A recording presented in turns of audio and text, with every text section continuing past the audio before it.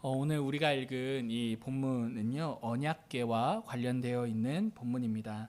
3절 보시면요, 하나님의 궤라고 되어 있고 2절 역시도 하나님의 궤라고 되어 있는데요, 하나님의 궤 또 언약궤 모두 다 같은 말입니다. 여러분, 언약궤는요, 아시는 것과 같이 성소에 위치한 하나님 임재의 핵심입니다. 때문에 상관없는 사람이 볼 때에는요, 이 언약궤는 그냥 단순히 상자라고 할 수 있겠지만, 사실 언약궤에 대해 조금이라도 아는 사람이라면 이게 이스라엘에게 굉장히 중요한 내용이라는 것을 알 수가 있을 것입니다. 언약궤를 이해함에 있어서 중요한 것은요, 언약궤가 단지 어떤 그런 신성한 물건 그 이상이라는 점입니다. 언약궤가 신성한 물건 이상이었다라는 이 말의 의미는요, 언약궤를 통해 나타내고자 하신 하나님의 인격성이 그 언약궤의 의미였다라는 것을 의미합니다. 여러분, 예전에 공포물을 보실 때요, 아마 이 귀신에게 십자가를 들이대면서 그 십자가로 귀신을 물리치는 그런 장면들을 아마 보신 적 있으셨을 것 같습니다. 모두가 귀신을 물리치기 위해 십자가를 들고 다니게 되었죠. 그러나 여러분, 십자가 그 자체보다 더 중요한 것은요, 십자가를 통해 하나님께서 말씀하시고자 하셨던 자기 자신입니다. 하나님은 사라진 채 십자가의 미신적 효능만 남게 된 것이 그 공포물에서 다루는 십자가가 돼버렸죠. 여러분, 지금 언약궤도 이와 마찬가지입니다. 이스라엘의 문제는요, 이 언약궤를 미신적 효능으로 여겼다라는 사실입니다.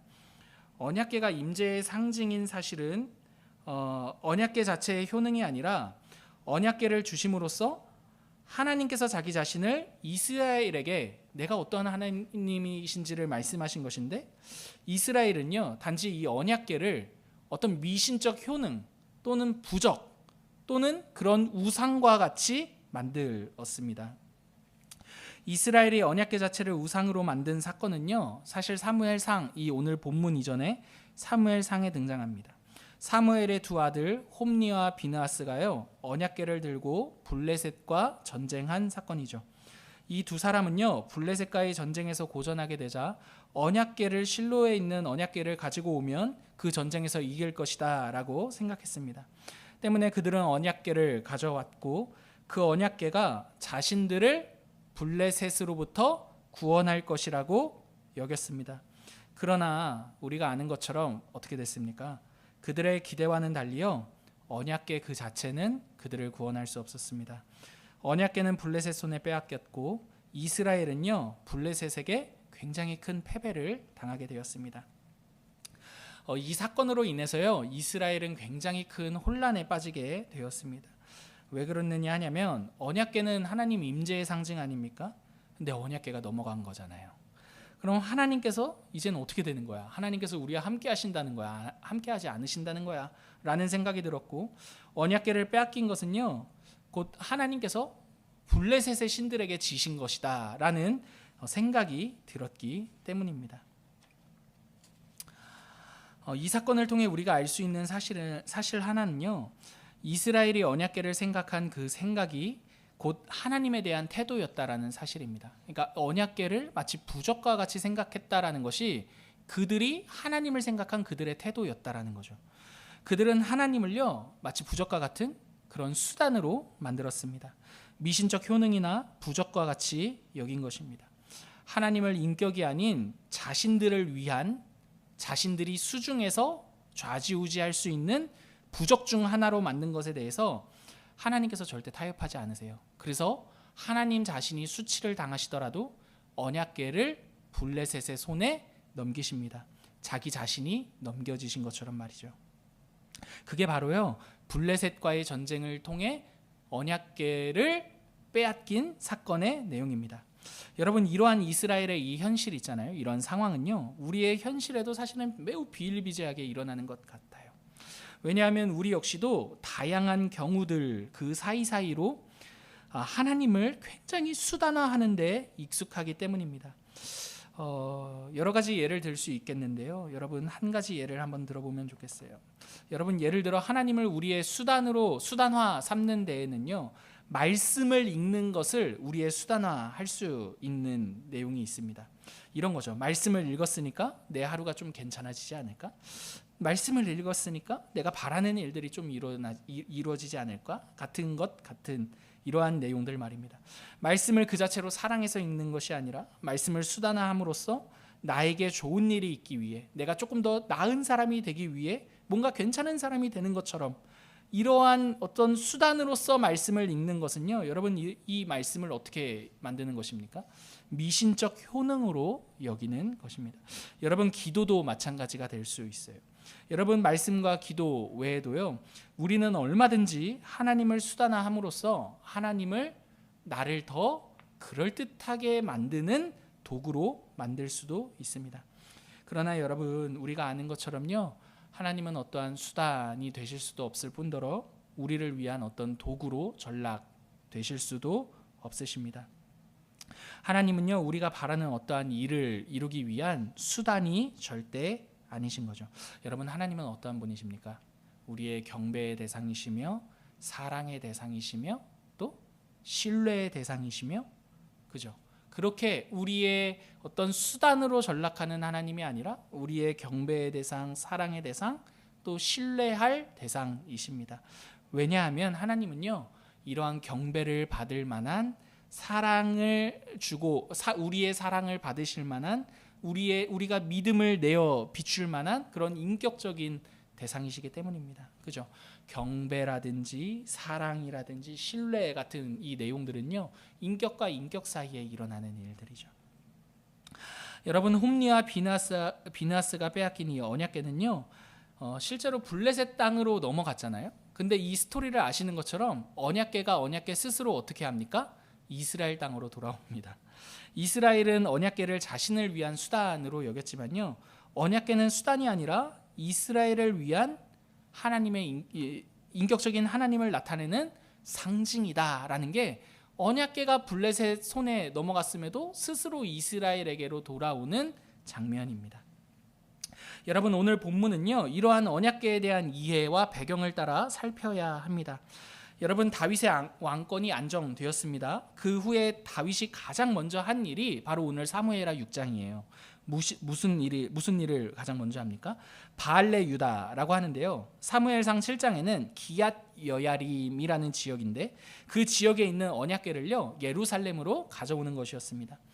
언약궤가 이스라엘에게 가져다주는 그러한 의미를 한번 생각해 볼 때, 언약궤를 예루살렘, 왕이 머물고 있는 예루살렘으로 다시 가져온다라는 것은요, 정치적으로나 종교적으로나 매우 합당한 일이었을 것 같습니다. 정치적으로는 이런 거죠.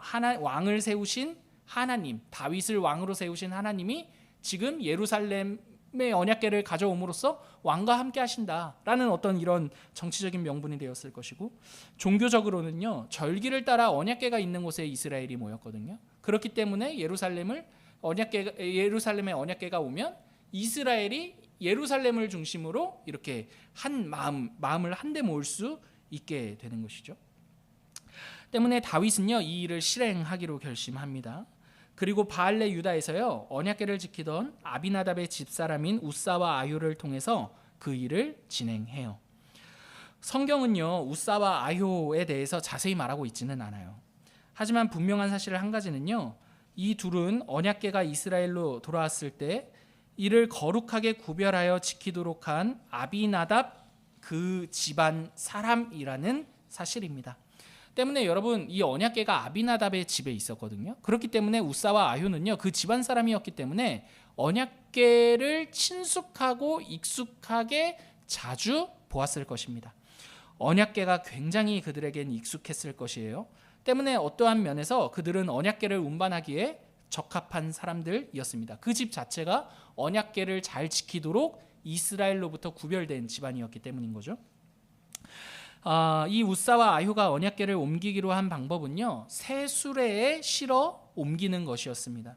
그러나 여러분 율법을 아는 사람이라면 언약궤를 수레에 실어 옮긴다라는 것은 굉장히 불편한 일이었습니다. 왜냐하면 하나님께서 언약궤를 옮기는 방법을 율법을 통해 직접 주셨는데 그 방법은 수레에 실는 것이 아니라 레위 지파 중에 한 자손을 직접 선택하셔서 그들이 직접 어깨에 맸어야 했기 때문입니다. 이게 유일한 언약궤를 운반하는 운반책이었던 거예요. 방법이었다라는 거예요.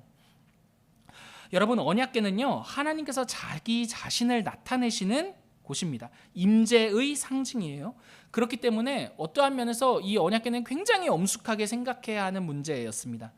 그러나 이 아효와 우사는 하나님께서 말씀해 주신 내용을 따르지도 않았고 자신들이 생각하기에 좋은 방법, 굉장히 자기중심적으로 자기들이 생각하기에 좋은 방법을 선택해 언약궤를 옮기기로 합니다.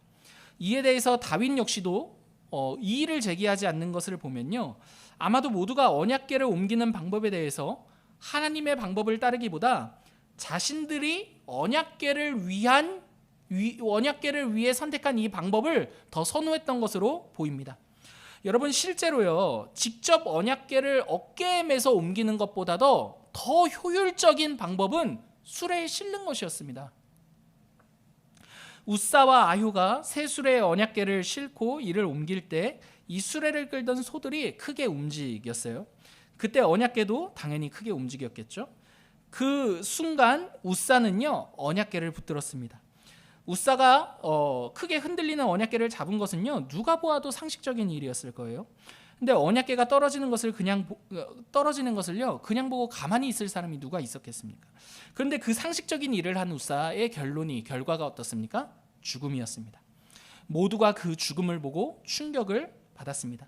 때문에 이 사건에 대해서 8절은 이렇게 말하고 있어요. 제가 읽겠습니다. 여호와께서 우사를 치심으로 다윗이 분하여 그곳을 베레스 우사라 불렀다. 베레스 우사란 우사를 치셨다, 우사가 침을 당했다, 뭐 이런 뜻입니다. 다윗은요, 또 우사의 죽음을 보고 분노했다라고 8절에 나오는데요, 아마도 우사의 이 죽음이 다윗의 기대와는 전혀 다른 결과였기 때문으로 보입니다. 언약궤를 옮길 굉장히 큰 부푼 기대가 있었는데 정작 거기서 죽는 일이 일어난 것이죠. 그러니까 다윗이 그 자신의 기대와 전혀 다른, 그 자신의 너무나 설레었던 기대가 엉망진창이 되자 분노하게 된 것입니다. 이처럼 모두가 생각하지 못한 그 일이 우사에게 일어났습니다. 여러분, 어찌 보면 떨어지려는 그 언약궤를 잡은 이 우사의 행동이 죽을 만큼 그렇게 잘못된 일이야? 라는 생각이 들기도 합니다. 그러나 여러분, 우사가요, 이렇게 언약궤를 붙잡았던 그 맥락이 굉장히 중요합니다. 여러분, 아까 이전에 언급했던 것과 같이 우사에게 있어서 언약궤는 굉장히 익숙한 물건이었을 것입니다. 우사에게 언약궤란 하나님의 임재도, 하나님께서 자신을 나타내시는 상징도 어쩌면 아니었을 것이라는 거예요. 그래서 그는 그 언약궤를 자신이 보기 좋게 자신의 소견에 오른 대로 수레에 태웠습니다. 이 정도면 되는 게 언약궤라고 생각한 것이죠. 하나님께서 말씀하신 것이 있었음에도 불구하고 말입니다. 자신이 보기 좋은 대로 행동하고 그 행동을 보며 만족한 것이 우사의 상황이라는 거죠. 우사가 떨어지려는 언약궤를 잡은 것은 단편적인 그 장면만 봐서 이해할 수 있는 행동은 아닙니다. 여러분, 우사는요, 평소 언약궤를 대할 때 하나님에 대한 경외심도, 또는 하나님에 대한 신뢰도, 또는 하나님에 대한 사랑도 없었고요, 그러한 태도가 언약궤를 아무렇지도 않게 새 수레에 실었으며 그 언약궤를 아무렇지도 않게 붙잡는 그 태도로 나타났다라는 것이죠. 사실상 우사는요, 언약궤와 가장 가까이 살았음에도 불구하고 언약궤를 통해 하나님이 어떠한 하나님이신지를 알지 못했습니다. 여러분, 우사는요, 사실상 살아있으나 죽은 자였다라는 것이죠. 사랑하는 성도 여러분, 우리 역시도 마찬가지예요. 여러분, 우리 역시도요, 매일같이 말씀을 볼 수도 있습니다. 매일같이 기도를 할 수도 있습니다. 또 매 주일마다 예배를 드리기도 합니다. 그런데 여러분, 만약에요, 우리가 우리 좋을 대로 하나님을 믿는다면 우리 역시도 어쩌면 우사와 큰 차이가 없을지도 모르겠습니다. 여러분, 우사가 어떤 사람이었습니까? 언약궤와 실제로 가장 가까이 수십 년을 지냈을지도 모르는데 어찌되었든 언약궤와 가장 가까웠음에도 불구하고 정작 그 사람은요, 우사는요, 언약궤와 가장 멀리 산 사람이었습니다. 여러분, 이 적용은요, 어떻게 보면 저에게 직접적으로 해야 될 적용이라고 생각해요. 여러분, 이 적용을 생각해 볼 때 여러분, 제 자신이 어쩌면 제일 위험한 상황이라고 볼 수도 있을 것 같습니다. 여러분, 저는 교회를 섬기는 목사입니다. 교회를 섬기기 때문에 어떠한 면에서 어찌 보면 그 모양에 있어서는요, 가장 말씀이라든지 기도라든지 예배와 가장 가깝게 보일 수 있습니다. 그러나 여러분, 만약에 제가 좋을 대로 하나님을 믿고 제가 좋을 대로 하나님을 제 손 안에 두고 조종하며 제가 좋을 대로 하나님을 섬긴다면 여러분, 제 자신은 우사와 다를 게 없을 것입니다. 여러분, 우리 공동체도 마찬가지라고 생각합니다. 여러분, 우리가 생명을 잃는 것은요, 말씀을 안 보고 기도를 안 하고 예배를 드리지 않는 것과 마찬가지로요, 말씀을 보고 있음에도 불구하고 기도를 하고 있음에도 불구하고 예배를 매주마다 드림에도 불구하고 그럼에도 불구하고 여전히 내가 좋을 대로 말씀을 보고 기도를 하고 하나님을 예배한다면 여러분, 우리 교회 공동체 역시도 우사와 전혀 다를 게 없다라는 사실입니다. 사랑하는 성도 여러분, 하나님 중심의 신앙이 아닌 내 중심의 신앙으로 사는 것은요, 여러분, 우사와 같은 신앙인으로 사는 것입니다. 여러분, 우리가 우리 중심의 신앙인으로 살 때 우사와 같을 뿐만 아니라 사실은 우리는 다윗과 마찬가지로 분노하는 자리에 세워지기도 할 것입니다. 여러분, 8절에 있어서 다윗이 왜 분노한 것이라고 아까 설명했죠? 자신이 기대했던 그림이 있었거든요. 근데 자신이 기대했던 그림과 전혀 다른 상황이 펼쳐지자 분노했습니다. 다윗이 그리고 설레어하며 이 그림이야말로 좋은 그림이야 라고 생각했다는 것은 언약궤가 예루살렘으로 들어와 자신의 왕권을 더욱더 견고하게 하며 이런 정치적인 것과 종교적으로 이스라엘이 한데 모이는 것이었는데, 여러분, 우사가 죽음으로써 그렇게 되지 못했죠.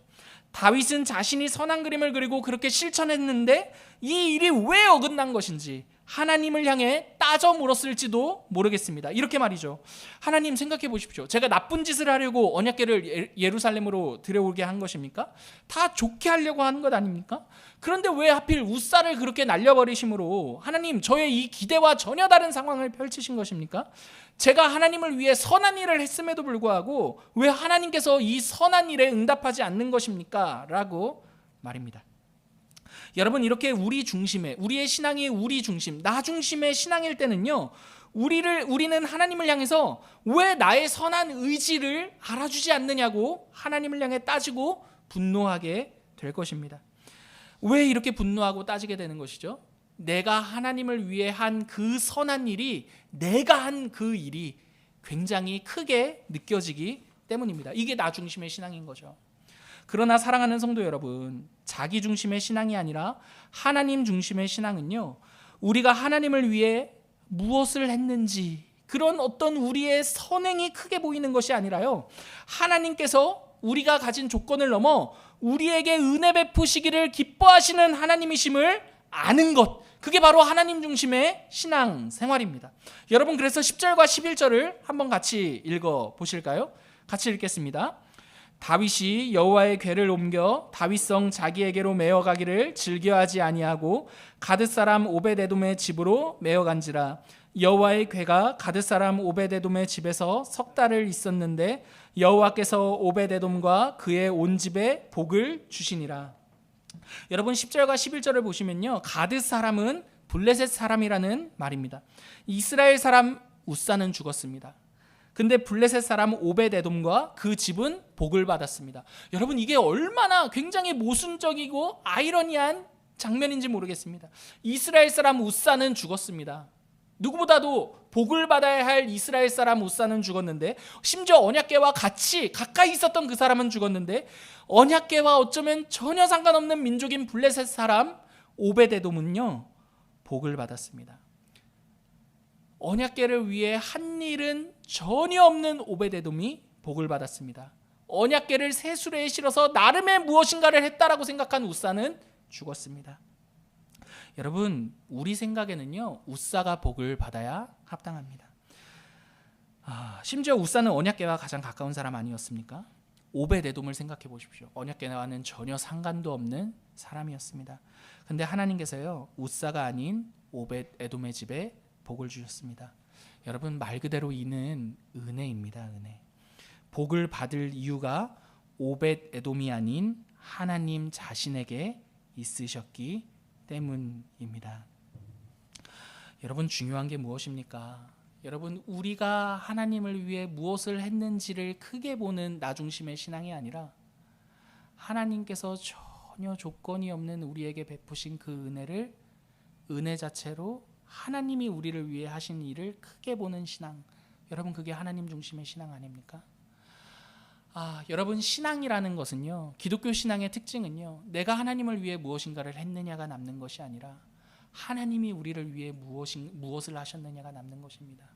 그리고 더 나아가 그 하나님이 우리를 통하여 어떠한 일을 하셨는가가 남는 것이죠.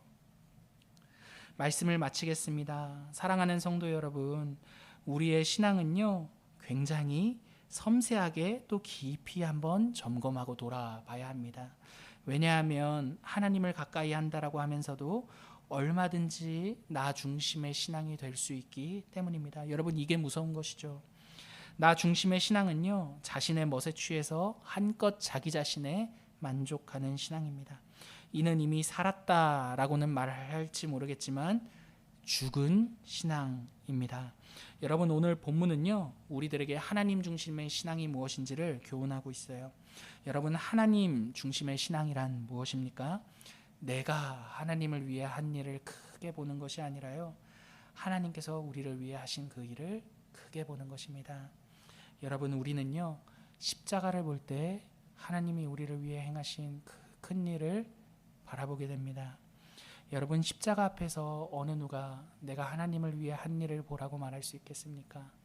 자신의 아들까지 내어주시기를 기꺼이 내어주시며 그렇기까지 우리를 사랑하시고 기뻐하신 그 하나님이 우리를 위해 행하신 그 일 앞에, 그 십자가 앞에 우리가 마땅히 고백할 수 있는 유일한 고백은 하나님이 우리를 위해 행하신 일들이라는 것이죠. 그 십자가 앞에서 우리가 노래할 것은요, 오직 그리스도께서 우리에게 베푸신 그분의 은혜뿐입니다. 그 은혜 안에서 하나님을 사랑하며 예배하며 또 노래하며 우리 믿음의 여정을 걷는 저와 여러분 되기를 간절히 기도합니다.